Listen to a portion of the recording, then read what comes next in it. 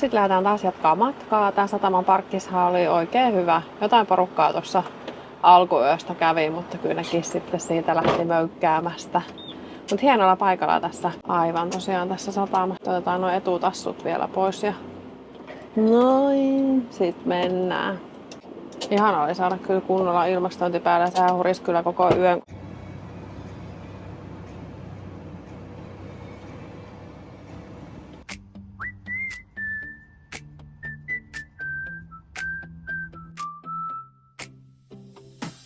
Tällainen uusi pieni liitin ostettiin. Näköjään tarttee. Niin saa ton oman letkun tähän suoraan laitettua.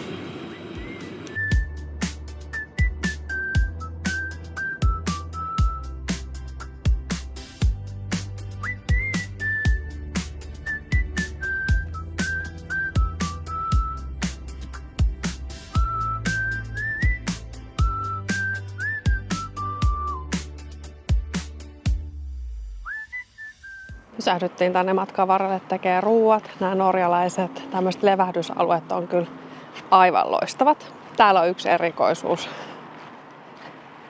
No ei noissa roskiksissa mitään, mutta tässä on erikseen niin kertakäyttögrilleillä tällainen oma roskis. Ei ole ennen tullut vastaan, mutta näköjään tällekin on tarvetta täällä. Ja tuolla on vesivessat tietysti. Seuraava pysähdys käydään katsoa tämmönen vesiputous, mikä tässä tämmöisellä levähdysalueella kanssa on vieressä. Siinähän se.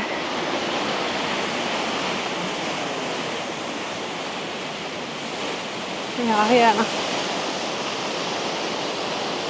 Jotenkin kun tuo joki näytti niin matalavetiseltä, niin ajattelin, että täällä ei varmaan minkäännäköistä putousta, mutta onhan siinä.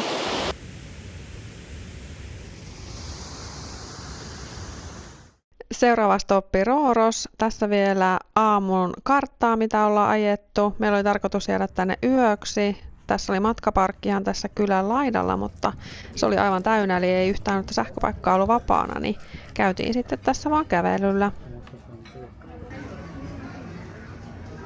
Saatiin auto hyvin tuohon varjopaikalle, niin hyvä käydä tässä kävelemässä.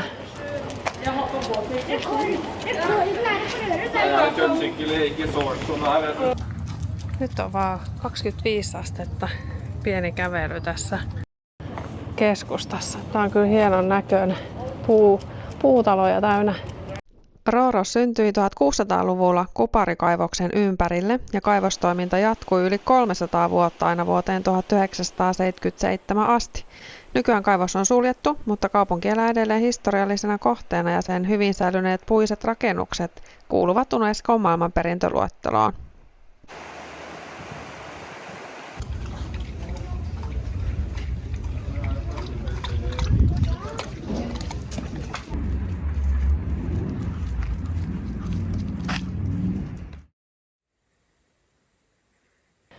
Viime yö nukuttiin ihan tässä tien vieressä, mutta tää oli kyllä todella hiljainen paikka. Katteltiin tuossa vaan auringonlaskua ja ihmeteltiin maisemia. Ei kuulunut yöllä siis ei mitään. Tää oli kyllä tosi hyvä.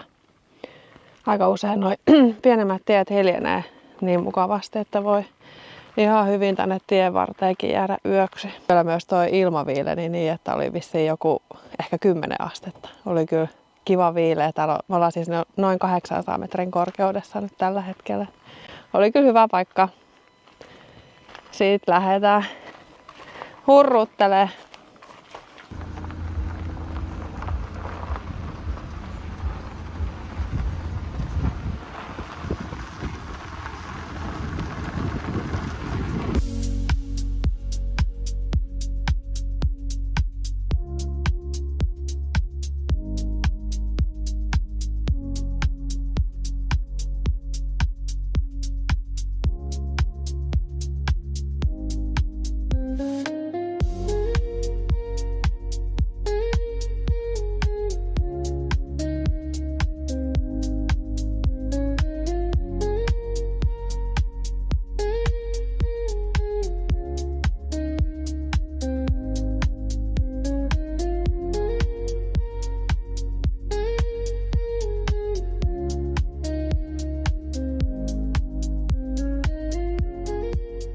Nyt ollaan täällä Trysiilissä.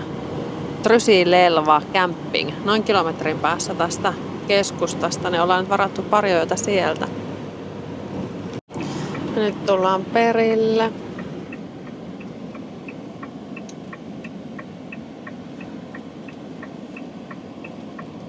Tässä ihan joen rannassa on noin paikat, niin vaikuttaa ihan kivalta.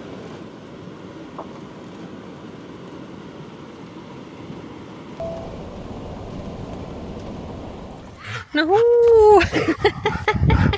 Meneekö sitä vauhtia? Niin. Joo. Sitten lähdetään pyöräilleen kattoo Trysiiliä. Talvellahan me ollaan oltu tuolla laskettelemaan. Pitäisi olla ihan hyvää pyöräilyä. 26 on nyt lämmintä. Vähän tää lämpö alkaa väsyttää, mutta jospas tää tästä piristyy. Oliks mun akku missä?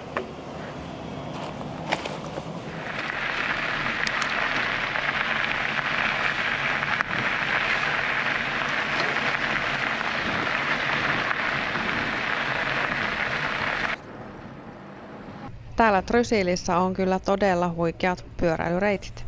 Tästä pääsee hissilläkin ylös, mutta myös maanteitä pitkin pääsee. Ylhäällä menee todella upea Fjällrunden-reitti, joka on noin 13 kilometriä pitkä reitti ja kulkee kartalla suurin piirtein näin. Tässä hieman maisemia reitistä ja yhtä lailla tämä reitin voi myös patikoida tai juosta.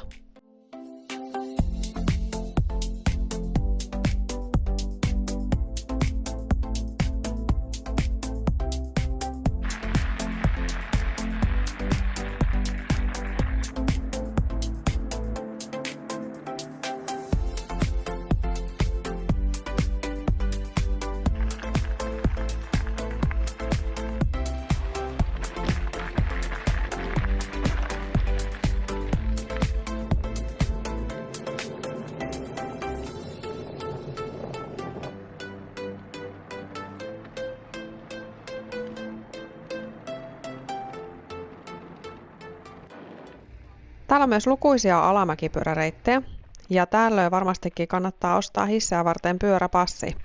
Me vetästiin kertaalleen tämä Magic Moose-reitti alas.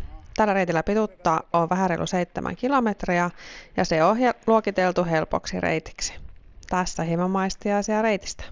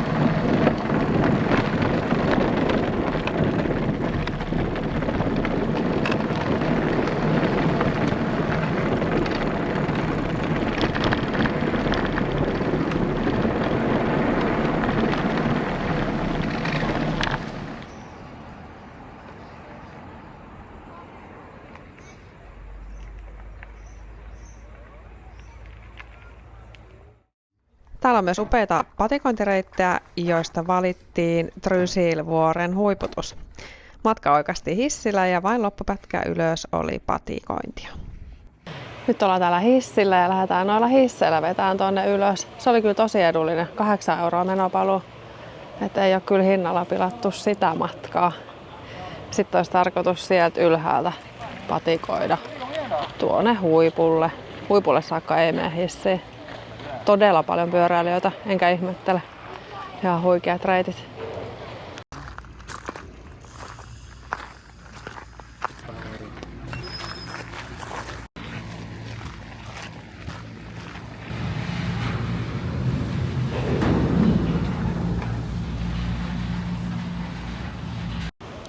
Pyörän kanssa jos menisi, niin pitäisi ostaa erillinen passi. Mutta tälleen kun lähtee haikkailemaan, niin voi ostaa tuon menopaluulipun Tää ei kauan kestä tää matka. Tosta me itse asiassa eilen lasketeltiin, eikö ollut? Ne kätsyt mihin saa noi pyörät laitettua. Ainakin näytti kovin näppärältä, kun porukka niitä siihen laittoi. Nyt mennään alkuun tätä samaa reittiä, mitä eilen pyöräiltiin. Eli yksi vaihtoehto olisi ottaa toi hissi tänne ylös ja tulla tänne tekee 13 kilsan lenkkiä. Sitten hissillä alas, mutta meillä olisi nyt tarkoitus tosiaan yrittää tonne huipulle.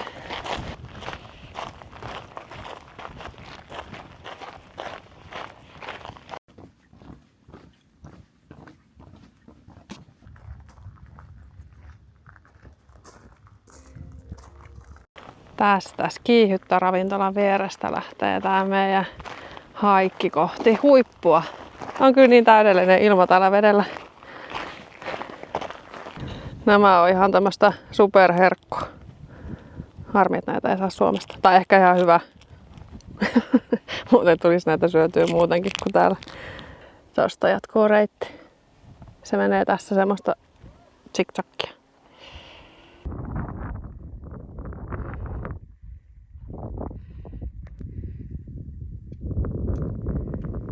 Tässä on viimeinen rutistus tonne ylös. Tähän on nyt 2,5 kilsaa sieltä hissiltä.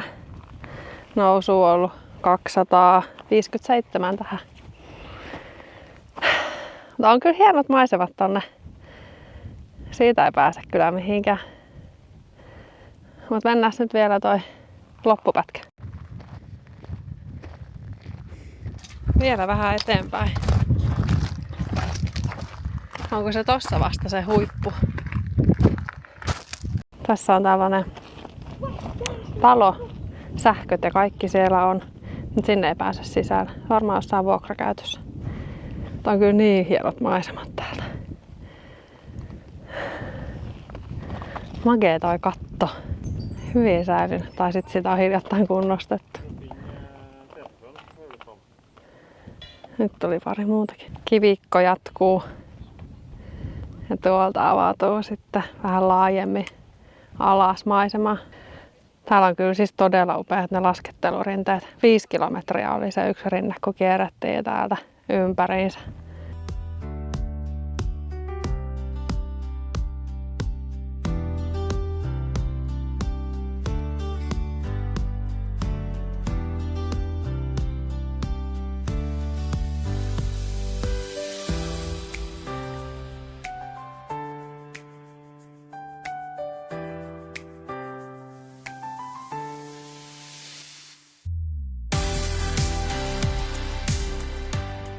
Siis täällä on hissit pois käytöstä. Siis tuossa appissa luki, että ukkosen takia. Siis täällä nyt ei ole mitään ukkosta, mutta tuolla nyt selkeästi sataa jo. Tuolla on kuitenkin henkilökuntaa vielä, mutta ei nyt tiedä avautuuko tää hissi. Siis se ukkosmyräkkä tuolta lähestyy.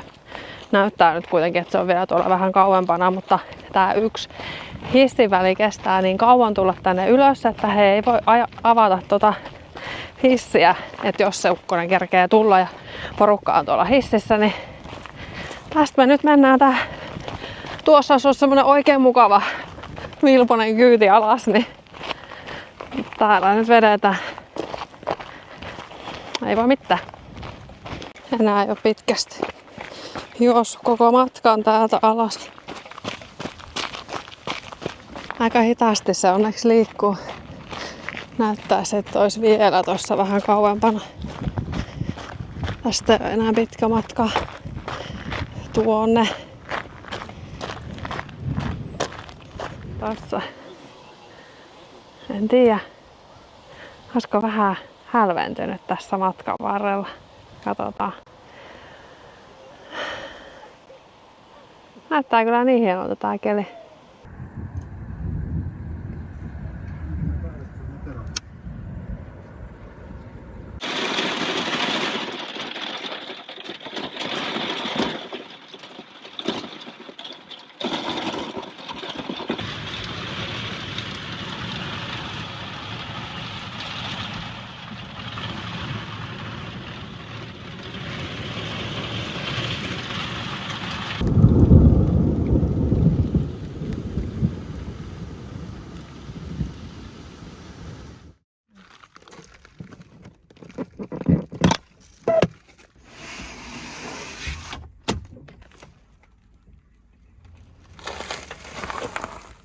Aamusta olikin ihan sumuinen ilma sen eilisen vesisateen jälkeen. Nyt lähdetään tästä jatkaa matkaa. Tää Trysil on kyllä tosi kiva kohde, niin kesällä kuin talvellakin. Mut hieno ilma tästä tänäänkin tuli.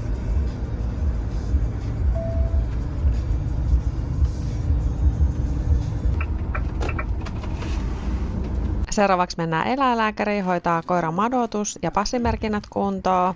Hinnastossa tämä luki nimellä Svenske Pille. Tämä käynti maksoi noin 25 €. Meillä oli omat lääkkeet mukana.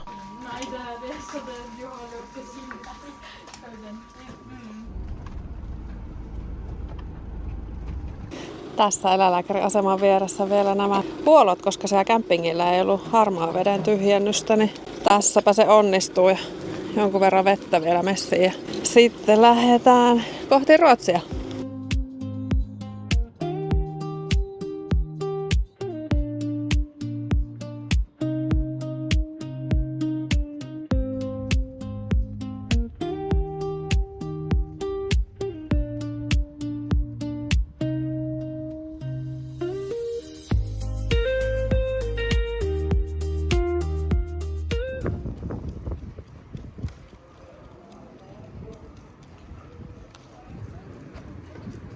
Tätä pitää jarrutella näillä mailla niin kauan mennä.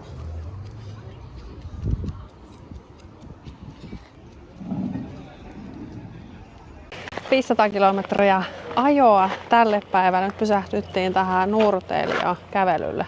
Tämä on tosi kivan näköinen kaupunki. Me ollaan tässä joskus aikaisemminkin pysähdytty. Oikein nätti jokilaivoja ja tää on hieno tää joki tässä. Hyvät kävelymaisemat. Täällä mennään.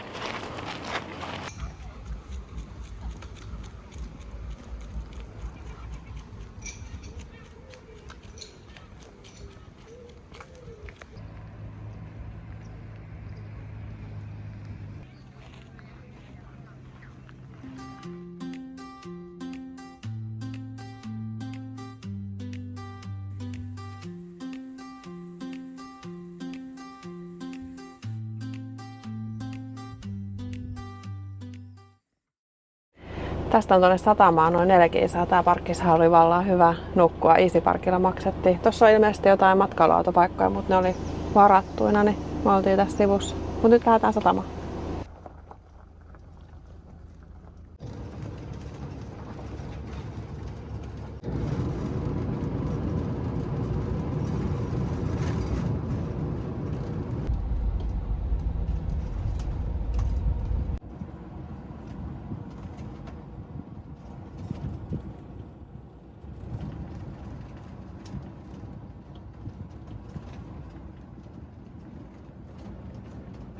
Tosi paljon matkailuautoja mennyt jo tonne laivaan. Me varmaan mennään viimeisenä, kun me jäädään siellä Longnessissa pois. Henkilöautoja vielä paljon tuolla. Hieno meri-ilma luvassa.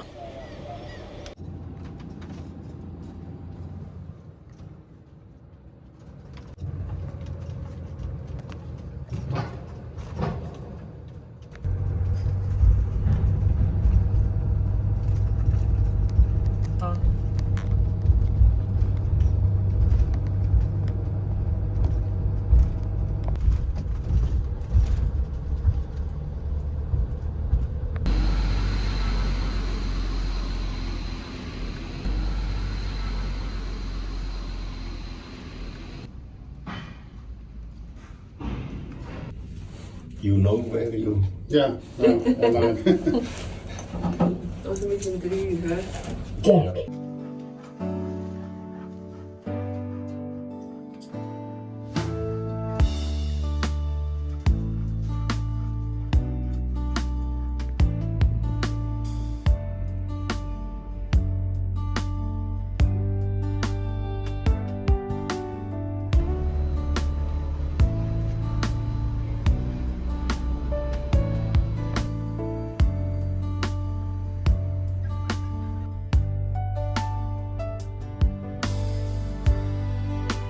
Saavutaan sitten Longnessiin. Oikein mukavasti meni toi laivamatka. Nopea, oliko se 3,5 tuntia, niin ollaan jo täällä. Tästä heti ensimmäisenä päästään ulos, kun Oltiin ton luukun edessä. Kummat tärinät. Siitä on muutama vuosi, kun me ollaan viimeksi oltu Ahvenanmaalla. Ihan hauska. Hieno ilma täälläkin, niin pitäisi olla tällaista joku 22 näyttää nyt, mutta joku 25 maks, niin ihan hyvä. Toivottavasti tykkäsit olla reissussa mukana ja kiva, jos jätät myös kommenttia. Pieni tiiseri tähän meidän seuraavasta reissusta. Eli jos kaikki menee suunnitelmien mukaan, niin seuraava retkipakureissu tulee Länsi-Australiasta. Instagramin puolella pääset aiemmin mukaan ja YouTube-videot tulevat sitten myöhemmin jälkikäteen. Kiitos kun olet ollut videolla mukana. Moikka!